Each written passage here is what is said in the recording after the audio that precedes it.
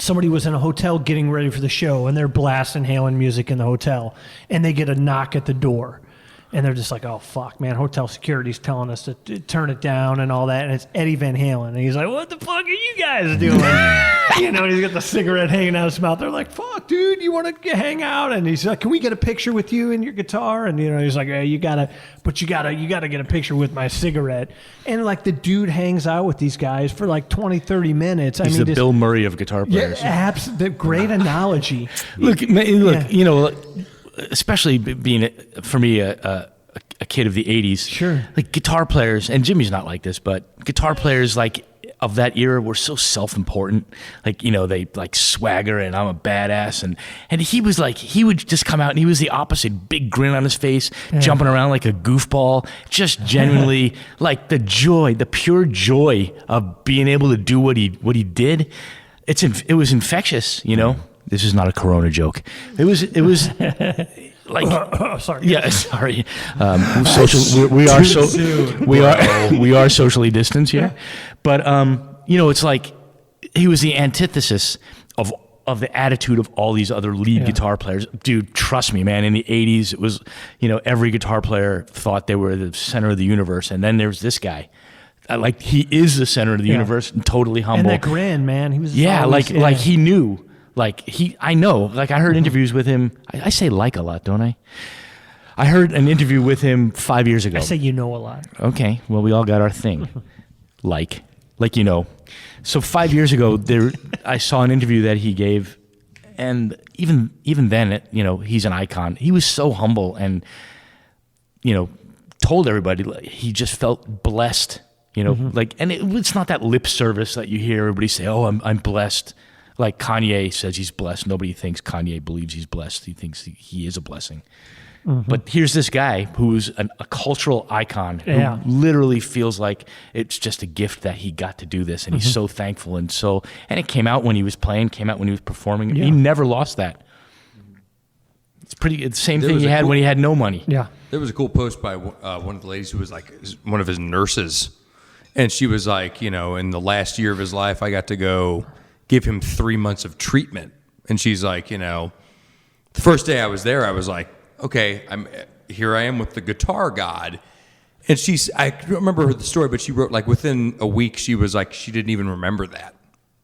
And she was like, here was this guy that every day I showed up to give him treatment, was just smiling, laughing, asking about me, curious about my story.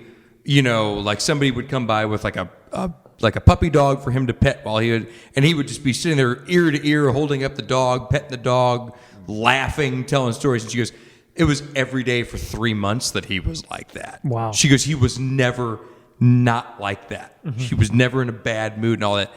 And it's like, I'm sure, could have read 100 stories, or we've known guys who have had stories, and I don't recall ever hearing one where somebody was like, man, fuck that guy. Right. Like, or hearing one like, my buddy ran you and fuck that. Right. I don't remember hearing that. I always remember hearing like the opposite, like, yeah, I think he probably had too much to drink and he talked to me for like 8 hours. And it's like, that's incredible. Like, he came to my house and we had dinner. Yeah, I mean, like, that's fucking Eddie Van Halen. That's pretty amazing. I mean. But I think being that humble, and I mean, that was one of the things, being on that stage, it was uncomfortable for him. So it was, self-medicating. Yeah. But there's a kind of a shyness that you see, even though he's rambunctious, he was rambunctious and jumping around. Oh, man. Like that grin. Did you guys read Valerie Bertinelli's like tweet about his death? I mean, dude, I did not. It's like unbelievable, where she was like, I'm glad I could be there with you in your final minute. And, though it was something where she was like, though we had our troubles, I'll see you again in paradise, my love. And it's one of those things that you just sit there and you're like, fuck. You know what I mean? Like, there was obviously something there that was like the thing that he struggled with for all those years.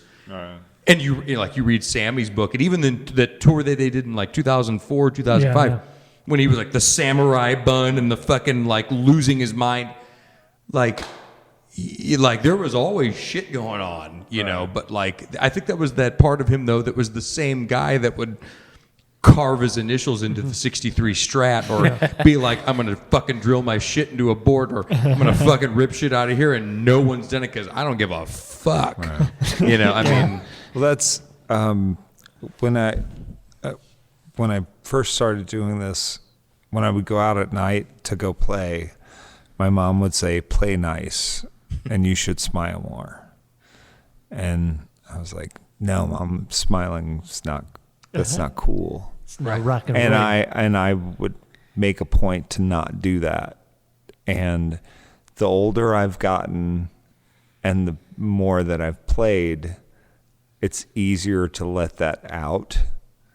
And it's more natural for me at this point, and people respond to that. They're like, I love that you are having fun doing what you're doing, and I wish I could have tapped into that earlier. And I think that's part of what's beautiful about Edward is he was always able to. There was never any like, well, I'm going to be this guy, or I'm going to be Keith Richards, or I'm going to be this guy. You know, like he was always Edward Van Halen.